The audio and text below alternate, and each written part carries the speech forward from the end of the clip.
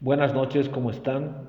Este espacio estamos grabando justamente para hablar un poco de filosofía, sobre cosmovisiones andinas, ¿no? Como ustedes saben, mi persona es licenciado en filosofía, psicología y cosmovisiones. Bajo este aspecto, nos han invitado a escribir justamente en un eh, hemos escrito en un periódico de alcance nacional y nos habían pedido que escribamos sobre el Wilcacuti, ¿no? Entonces, justamente estamos haciendo este espacio para explicar este artículo, esta pequeña producción que hemos ido haciendo, ¿no? Justamente para un periódico de alcance nacional. El título es Wilcacuti, el cosmocimiento cíclico y la descolonización, por el licenciado Henry Nelson Almazán Silva. Bueno, dice, me preguntaron cuál sería mi punto de vista referente al Wilcacuti y la descolonización. Bueno, tenemos que puntualizar algunas cosas.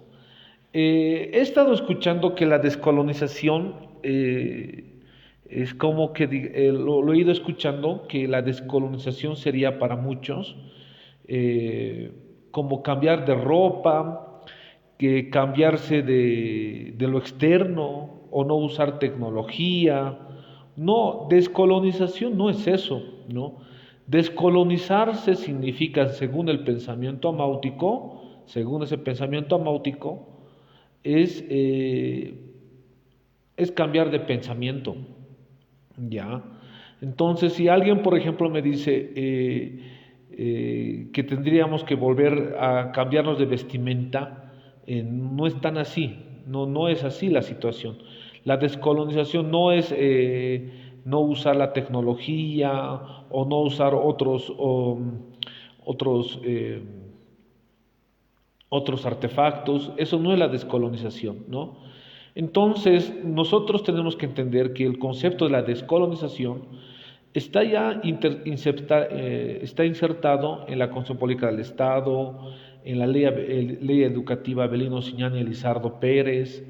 Está muy ligado este concepto filosófico andino, si quiere llamárselo así, en muchas leyes, ¿no? Sin embargo, la descolonización no es volver a cambiarse de vestimenta, no es así. La descolonización es cambiar de un pensamiento colonial, quitarse ese pensamiento colonial de aculturación para volver a construir una cosmovisión, en este caso un cosmocimiento a partir de las costumbres ancestrales, ¿no? Es lo que hablan el pensamiento amáutico, ¿no? Entonces he estado escuchando a muchas personas que hablar todo lo contrario, ¿no?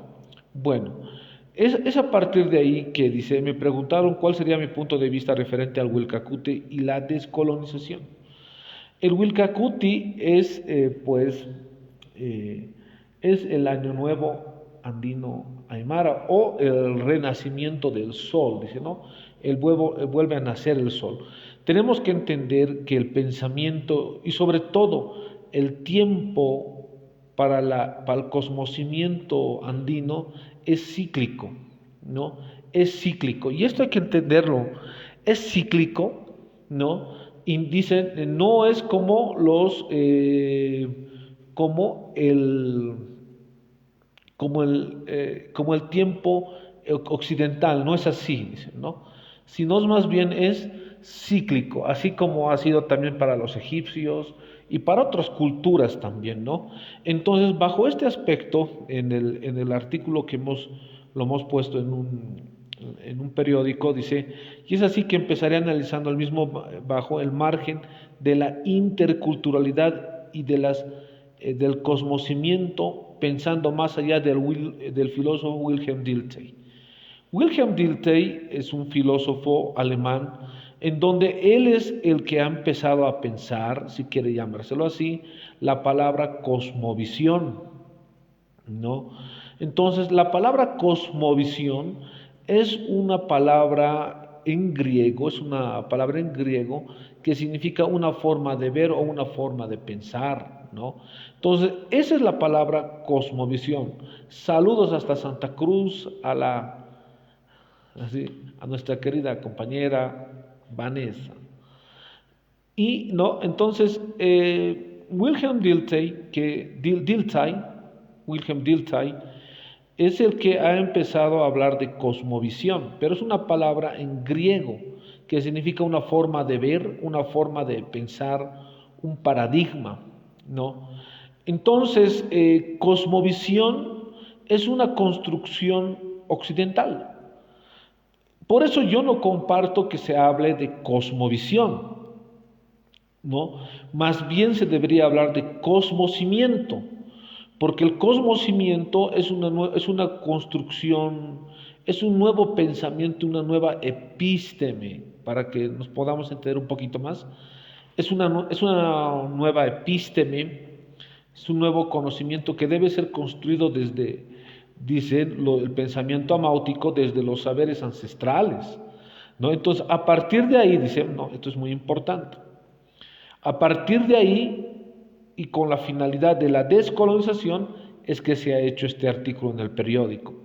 Cada 21 de junio de cada año se celebra el Año Nuevo Aymara Amazónico Andino, ¿no? Dice, este año es el año 5530 en el calendario cíclico de la cultura aymara, quechua y amazónica, por eso calendario cíclico, ¿no? Pero el concepto cíclico también se presenta en otras religiones, como la egipcia, las orientales, entre otras. El eterno devenir se debe entender como lo cíclico del tiempo, ¿no? Este concepto del eterno devenir generalmente lo usa el filósofo Friedrich Nietzsche. Nietzsche habla del eterno devenir, pero lo relaciona mucho a la soledad, ¿no?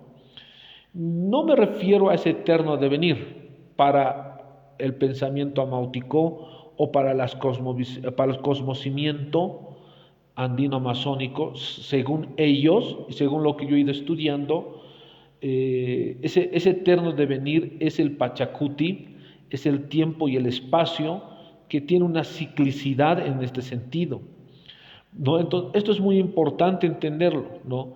En el cosmocimiento andino hay una ciclicidad, un tiempo, o sea, habla de una ciclicidad del tiempo, ¿no? Es un tiempo místico para las diferentes culturas. Los mayas calculaban el tiempo según los ciclos de la naturaleza, según las siembras, las cosechas, ¿no? Todas las culturas andino-amazónicas y otras, entre estas la maya, que bueno, su antecesor sería la náhuatl.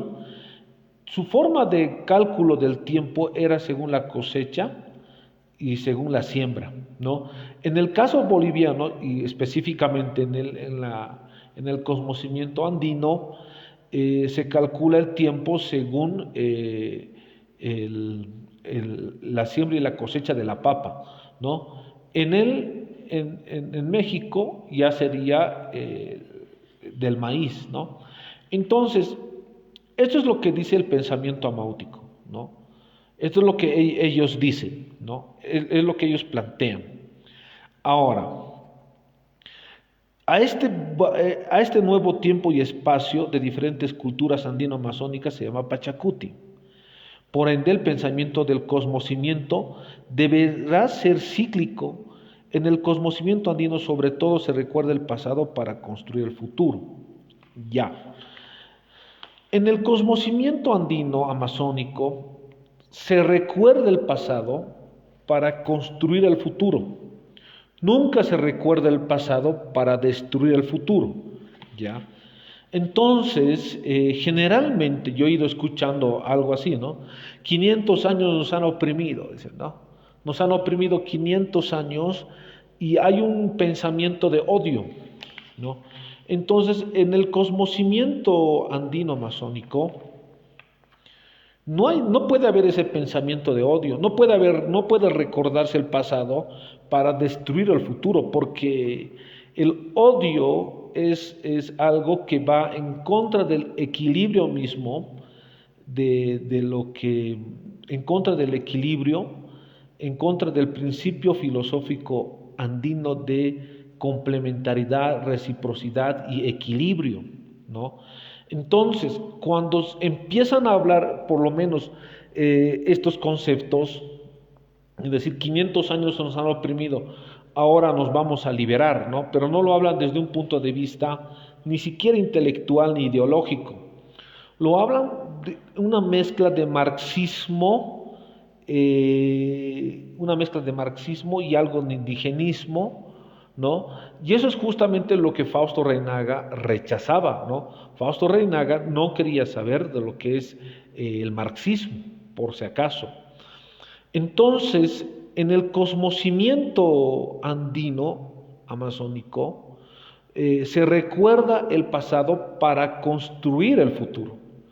¿Sí? Esto es muy importante, es lo que dice el pensamiento amáutica. Yo no lo digo, lo dicen los amautas, ¿no? El pensamiento amáutico habla así, señala así, ¿no? Que no se puede recordar el pasado para destruir el futuro, ¿no? Se recuerda el pasado para construir el futuro, ¿no? En el marco de la reciprocidad y complementariedad. Entonces, cuando se ha empezado a politizar, lamentablemente, cuando se ha empezado a politizar algunos conceptos filosófico-andinos, mejor, lamentablemente se le ha quitado la esencia a de lo que realmente es el pensamiento andino amazónico, ¿no? Entonces, el pensamiento amáutico va a plantear esto, lo vuelvo a repetir, ¿no? Dice, se recuerda el pasado para construir el futuro. Ahora, escuché que el tiempo es lineal para el occidente heredada por la religión, por la revolución filosófica del zoroastrismo heredada por el judaísmo, dice, ¿no? Ya. Entonces, en esta parte del artículo, en el periódico, he empezado a escuchar que en el judaísmo y en la Biblia el tiempo sería lineal, ¿ya? Y que el cosmocimiento andino amazónico sería cíclico. Les quiero señalar que no es así. Enfáticamente no es así. Para la Biblia, si se van a Eclesiastés 1:7, habla las cosas que fueron antes serán en el futuro, ¿no? Las cosas que fueron antes serán en el futuro. Las cosas que, así dicen, ¿no? Como los tiempos de Noé, se casarán y se darán en casamiento. Se está hablando del pasado, o sea, ahí está hablando de una ciclicidad, ¿ya? Entonces, he escuchado generalmente algunas críticas que se le va a hacer al judaísmo o a la Biblia en el sentido de decir que el tiempo es lineal para ellos, y no es así, no es así. Entonces, sería muy importante que los que plantean eso, por lo menos, empiecen a darle una revisada a la Biblia, ¿no? Ahora, también el tiempo es cíclico para los egipcios, ¿no? Es igual cíclico. Por eso en el artículo dice, escuchó que el tiempo es lineal para el occidente heredada por la revolución filosófica del zoroastrismo heredada por el judaísmo, ¿no? Con mis estudios teológicos puedo señalar que no es así. Aunque no es el tema del presente artículo, es importante recalcarlo para no caer en una confusión. Creo más bien que cada cultura tiene su identidad y se debe respetar. Sin embargo, al construir el pensamiento filosófico andino, no podemos pensar a partir de Mesopotamia. Bueno, he escuchado y lamentablemente he ido escuchando en muchas personas que no sé con qué sentido hablarán que la cosmovisión, el cosmocimiento andino, el cosmocimiento quechua, tendría que alinearse al cosmocimiento de Mesopotamia. No estoy de acuerdo con eso, porque Mesopotamia, que está entre dos ríos, en el río Tigris y Éufrates, tiene otro cosmocimiento, ¿no? La finalidad de la descolonización es reconstruir sus saberes ancestrales a partir de una identidad cultural propia y no buscar un sincretismo o una conversación, ¿no? Entonces, es por eso que cuando he escuchado a algunas personas hablar que se tendría que alinear todo el conocimiento andino, quechua y todo a Mesopotamia, eso es algo inadecuado, porque aquí lo que se está, cuando se habla de descolonización sobre todo, lo que se está tratando es de darle a cada, buscar reconstituir los saberes ancestrales en el marco de una identidad y una particularidad propia. Si pasaría lo contrario, sería meramente, sería un retroceso, porque no nos olvidemos que la mayoría de la cultura occidental son sincretistas, ¿no? La romana con la griega, que es por lo menos la base de la occidental, se basa en culturas sincretistas, ¿no? Entonces, yo digo, no caeríamos en lo mismo, no caeríamos en la misma situación. Entonces, es por eso que en el artículo estoy haciendo una crítica que se tiene que buscar una identidad cultural genuina, no viendo más allá de cualquier discurso político o de cualquier índole. No debería ser así. Debería buscarse una identidad particular, por supuesto, ¿no? Y no pensar a partir de Mesopotamia, ¿no? Entonces, esto es muy importante, ¿no? Porque volveríamos no a descolonizarnos, volveríamos a colonizarnos, ¿no? Entonces, bueno, como escuché a algunos filósofos andinos, dice, ¿no?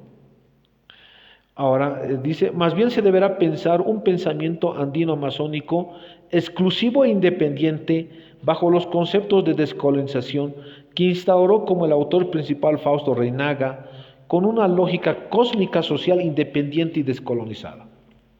Fausto Reinaga, si bien no lo he visto estos conceptos en ninguno de sus libros, pero sí lo que quiero es hacer un resumen de a lo que quiere llegar Fausto Reinaga, ¿no? Una lógica cósmica, ¿no? Una lógica cósmica, social, independiente y descolonizada, ¿no? Entonces, esto es muy importante.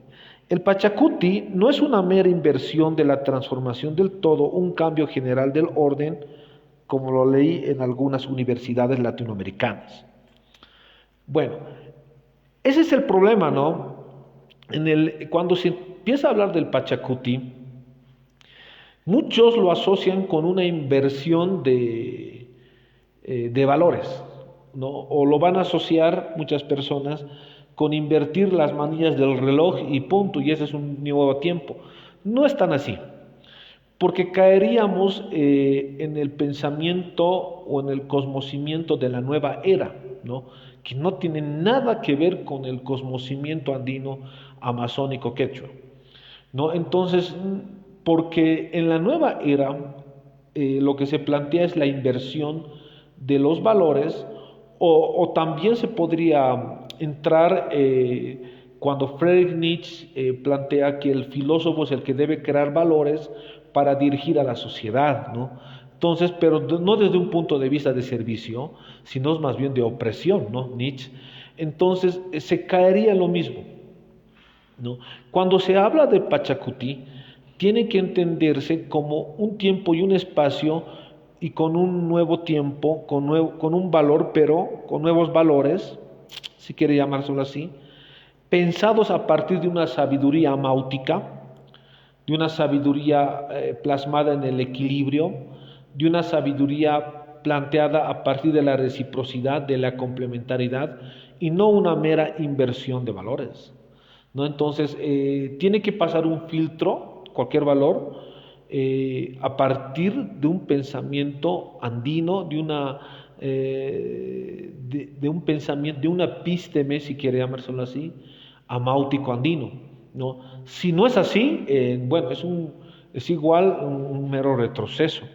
Es así que nosotros en el artículo planteamos, el Pachacuti no es una mera inversión de la transformación del todo, un cambio general del orden, como leen algunas universidades latinoamericanas, es un orden y un cambio respetando el principio filosófico andino del equilibrio. Darle ese mero cambio, sino un horizonte, es pensar en la dialéctica occidental, una dialéctica occidental que deberá descolonizarse, según el amauta José Illescas. El cosmocimiento andino no existe, no hay el pensamiento, no hay la ideología dialéctica, no hay la lucha de contrarios, no hay la lucha, no existe eso. De repente lo he leído en el catarismo, ¿no? Pero el catarismo para mí tiene, el problema que tiene en el catarismo es que se sigue pensando a partir de un pensamiento occidental. Reinaga justamente quería salir de eso, ¿no? Quería plantear un pensamiento a partir de nuestro entorno, a partir del contexto que estamos viviendo. Es por eso que la dialéctica materialista es lo que debe superar, es lo que debe buscar superar, sobre todo la filosofía andina, porque en la dialéctica hay una lucha de contrarios, ¿no? Y lo que plantea el pensamiento amáutico no es una mera lucha de contrarios partiendo de Hegel o el mismo Marx, que va a partir de la lucha dialéctica, ¿no? Materialista en este caso, no, va más allá, ¿no? Va más allá. Entonces, es a partir de lo que les señalo, que la Amauta o José Illescas ha planteado justamente que la descolonización es también salir de una dialéctica occidental, ¿no? En el pensamiento del cosmocimiento andino no debe existir confrontación, más bien debe existir equilibrio, dicen los amautas, ¿no? Las profecías de la cultura inca señalan que el tiempo del Pachacuti es un tiempo de cambio de paradigma, en base a los principios filosófico andino amazónicos del equilibrio. Es un pensar que va más allá del pensar caótico para un nuevo orden. El cosmocimiento amáutico no es así, dicen los amautas. Si se promocionaría el pensamiento caótico a un nuevo orden, simplemente se volvería a mezclar el pensamiento amáutico con un sincretismo occidental, y así atentando en contra de los principios filosófico andino-amazónicos en su totalidad. Lo que está planteando sobre todo el neopaganismo como cosmocimiento, como cosmovisión en este caso, porque ellos sí adoptan la palabra cosmovisión, el neopaganismo, es buscar un caos para que venga un orden, un nuevo orden, ¿no? Lo que han de escuchar, nuevo orden mundial. En el cosmocimiento andino no es así. No se busca un caos para traer un orden. Lo que se busca es, a partir del filtro de la sabiduría amáutica, traer valores en base al equilibrio, la reciprocidad y no la confrontación. ¿No? Entonces, esto es muy importante. Además dice, en el cosmocimiento es importante estudiar los diferentes sistemas de pensamiento filosófico occidental. Estos sistemas de pensamiento ligados al tiempo son sistemas de opresión y de cosificación de las personas, alejándolos así de la espiritualidad, dicen los amautas bajo esta perspectiva de choque de paradigmas. El problema, dice el amauta José Illescas, es justamente la cosificación occidental, ¿no? Cuando todo, sobre todo esto, muchos en el ámbito filosófico marxistas han analizado que el capital llega a plasmarse, llega a mutar en lo subjetivo, ¿no? Muchos de ellos lo han hecho, ¿no? Entonces, lo que plantea como solución el cosmocimiento andino es que las personas deben llegar a un concepto de espiritualidad, ¿no? En la espiritualidad no hay dogmas, en la espiritualidad no hay doctrina, ¿no? Entonces, esto es algo que tiene que trabajarse demasiado en la cosmovisión, en el cosmocimiento andino, filosófico andino, si se quiere llegar a ser una filosofía perenne. Porque si simplemente se empieza a querer alinear el cosmocimiento andino con la cosmovisión neopagana o del New Age, creo que eso no está muy bien, porque tienen otro pensamiento, tienen otra forma de pensar, ¿no? Entonces, lo que se tiene que plantear no es un caos, sino es un cambio histórico, un pensamiento amáutico, trata de superar los pensamientos occidentales y colonizadores, ¿no? Entonces, esto es muy importante. A partir de ahí señalamos que en el cosmocimiento es importante estudiar las diferencias de sistemas de pensamiento filosófico occidental. Estos sistemas de pensamiento ligados al tiempo son sistemas de opresión, ¿no? Eso dicen los amautas. Bueno, es interesante el artículo, lo seguimos desarrollando, pero aquí tocamos algo interesante que quisiera que lo analicemos con las personas que nos están escuchando y nos están viendo. Habla de un concepto muy importante, que esto se está viendo a nivel mundial, un análisis, se están viendo políticas a nivel internacional, un concepto muy importante que es la biopolítica. La biopolítica como el nuevo paradigma de poder, donde el poder ya no se ejerce en territorios, sino en los cuerpos de las personas. Y otros filósofos han empezado a hablar de la psicopolítica. La psicopolítica es la inversión de la política internacional sobre lo subjetivo en el cuerpo y en el pensamiento. Pero no para construir, sino para destruir al ser humano, y es a partir de ahí que se ha incursionado este concepto de lo subjetivo, lo biopolítico y lo psicopolítico como una lógica de poder, de dominación, que por supuesto el cosmocimiento andino no está de acuerdo. El pensamiento amáutico, la búsqueda y el filtro de sabiduría es la reciprocidad y la complementariedad, no es la dominación del hombre bajo el hombre o el hombre a la naturaleza, ¿no? Entonces, estamos nosotros en este artículo justamente criticando esta lógica de poder, de biopolítica, de psicopolítica, que Foucault lo relaciona demasiado. Michel Foucault, autor francés, lo relaciona demasiado con los gobiernos neoliberales, ¿no? Entonces Foucault lo hace, no es que yo lo esté diciendo, yo estoy analizando lo que dice Foucault. Ahora, el cosmocimiento amáutico, cuando plantea la descolonización, es justamente ir en contra de esta lógica de poder biopolítica y psicopolítica, que es una neocolonización, ¿no? En donde hay una ortopedia social en las personas, donde las personas ya no piensan, sino nos piensan.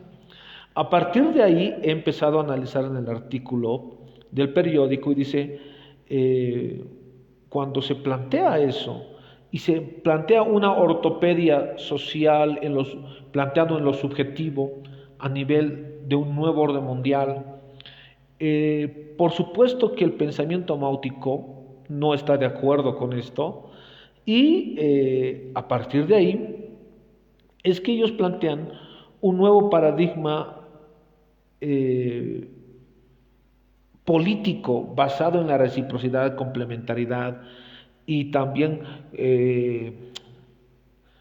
acordarnos del pasado para construir el futuro, ¿no? Entonces, todo lo contrario de lo que hoy en día se está planteando el concepto de biopolítica, la psicopolítica, que ni siquiera son para mí, ni siquiera son políticas internacionales, ni siquiera de derecha o izquierda, no, son globalistas, ¿no?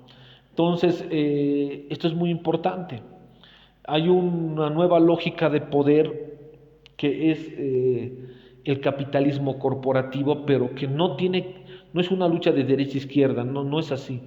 Es una lucha del pensamiento globalizador, totalitarista, en contra de un cosmocimiento amáutico que busca reciprocidad y complementariedad, ¿no? Entonces, esto es muy importante entenderlo también. Es a partir de ahí que en el periódico se analiza, ¿no?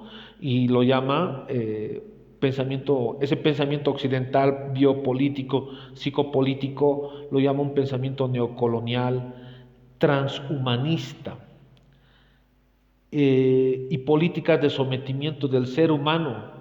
Son políticas colonizadoras que buscan el control del pensamiento de la humanidad, dice, ¿no? El transhumanismo, cuando uno plantea ir en contra del transhumanismo, es ir en contra del neocolonialismo. Y esto voy a trabajarlo, pero lo voy a trabajar en el siguiente artículo, que ya nos están invitando otra vez para escribir. Lo vamos a hacer el transhumanismo y la descolonización, porque el transhumanismo tiene una lógica de opresión basado cuando uno lee la filosofía los filósofos que plantean el transhumanismo, Aldous Huxley, por ejemplo, es meramente un pensamiento de opresión y occidental, lo llamaría yo, si quiere llamárselo así, de opresión y de sometimiento, en donde ya nos ven a nosotros, ya no nos ven más que todo como cosas. Y ni siquiera eso se va a plantear en el poshumanismo, que es la fase superior del transhumanismo, es aún peor, ¿no? Simplemente nos ven como datos, y eso es un nuevo colonialismo, ¿no? Me asombra que no haya muchos escritos de descolonización y transhumanismo.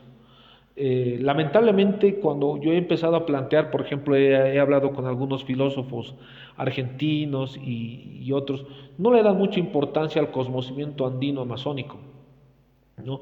Porque ellos plantean que es una filosofía, ni siquiera lo plantean que es una filosofía, ¿no? Entonces, pero dicen que no es una filosofía, pero tampoco lo han leído. El pensamiento amáutico tampoco lo leyeron, ¿no? Entonces, eso es lo lamentable. Bueno, sin embargo, es muy importante entender que el transhumanismo es un neocolonialismo. Saludos a Daniel Saúl Celis, saludos hermano. Entonces, a partir de este transhumanismo, que es un nuevo colonialismo, entonces el pensamiento amáutico lo que dice es una resistencia cultural indígena del conocimiento, es crucial en estos tiempos, luchando con una nueva epísteme y una lucha frontal en contra de la ingeniería social, cultural y neocolonialista. Lo que planteamos nosotros en el artículo es hacer una resistencia cultural indígena del conocimiento, es crucial en estos tiempos, luchando con una nueva epísteme, con un nuevo conocimiento, digo, ¿no? Y una lucha frontal en contra de la ingeniería social, cultural y neocolonialista. En el artículo, en la siguiente parte, hablamos de la descolonización del saber según el pensamiento amáutico, ¿no? Es descolonizarse del pensamiento occidental y la aculturación platónica, donde se señala que el que debe gobernar es el filósofo rey en desmedro de los esclavos. Hoy en día ya no nos gobierna el filósofo rey, sino más bien la tecnocracia despótica. Hoy en día la lucha ya no está, antes había una lucha, ¿no?, en contra de los que tenían los medios y los modos de producción. Si quiere llamárselo así, muchos me dirán, estás haciendo un análisis basándote en un pensamiento marxista ortodoxo. Bueno, sin embargo, como análisis y como una mera idea, está excelente, ¿no? Pero ahora hay una nueva clase, hay una nueva oligarquía, si quiere llamárselo así, que es la tecnocracia. Y eso es lo que no están percibiendo muchas personas, ¿no? La tecnocracia son las nuevas personas que poseen el conocimiento tecnológico. Eh, y esto es muy crucial. No lo he escuchado analizar un filósofo boliviano. Sí he escuchado a Giorgio Agamben, italiano, a un filósofo también chino que habla de la psicopolítica, Chi Yun Wan. Ellos empiezan a hablar del Big Data, sobre todo en la psicopolítica de Chi Yun Wan. Empiezan a hablar, él en el libro de psicopolítica, empieza a hablar de la Big Data y empieza a hacer el análisis de que los que tienen el poder tecnológico van a ser los que van a tener el poder absoluto. Y muchas personas están planteando, por ejemplo, esto ya se ve, que los que tienen adelantos en inteligencia artificial van a poder controlar a las personas, ¿no? A partir de ahí es lo que yo llamo la tecnocracia despótica, ¿no? Porque la lucha debe plasmarse en contra de este grupo, este pequeño grupo que tiene el poder de la tecnología, pero no para el servicio de la sociedad, sino más bien para la opresión. Entonces, a eso yo lo llamo la tecnocracia despótica, ¿no? Y generalmente nosotros, la gente ve, ¿no?, que no, la lucha está en contra de los empresarios, o he escuchado decir, están en contra el fascismo, ¿no? No, no es así. La lucha ahora está en contra de la tecnocracia, ¿no? Entonces, y sí, están avanzando en el marco de la tecnología, pero con una filosofía de opresión, con un pensamiento de una sociedad disciplinaria, con sociedades de control, que ya lo ha analizado hasta cierto punto Michel Foucault, el autor francés, ¿no? Con la estructura de poder y de control que es el panóptico. Ahora, bajo ese pensamiento y esa filosofía, lo que se está haciendo es tratar de controlar a las personas por medio de la tecnología. Y eso es muy preocupante. Eso es lo que la gente debería, por lo menos, analizarlo, los filósofos sobre todo. Pero bueno, lo que yo he planteado es que hay una lucha de una tecnocracia despótica, ¿no? Y esto es muy importante, porque la tecnología tiene mucho más avance. La tecnología, la invención de la tecnología, da pasos agigantados para que de alguna otra forma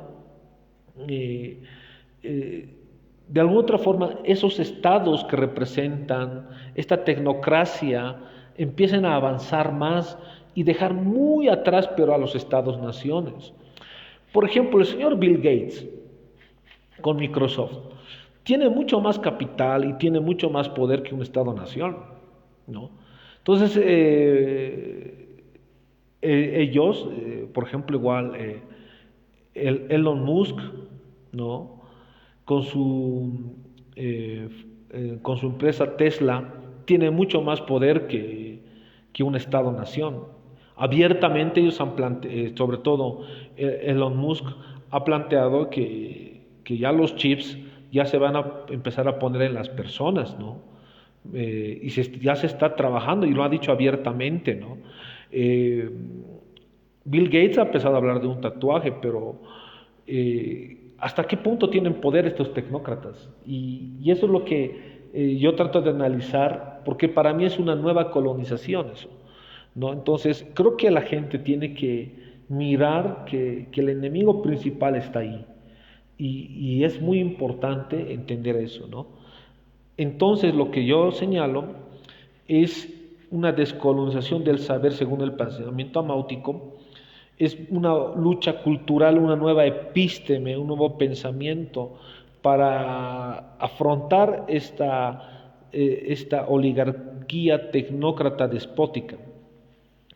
Más adelante en el artículo del periódico señalo la descolonización del ser. la condición del ser humano cosificado por la filosofía occidental. Debe cambiar, la condición del ser humano de vernos como una mercancía debe cambiar. Este paradigma obsoleto es la opresión. Bajo esas perspectivas se debe dar una respuesta filosófica andina masónica de proteger la dignidad del ser humano, ¿no? Así como lo escuchan. Y como último punto hablo de la desconexión y los tiempos de cambio según el pensamiento maótico.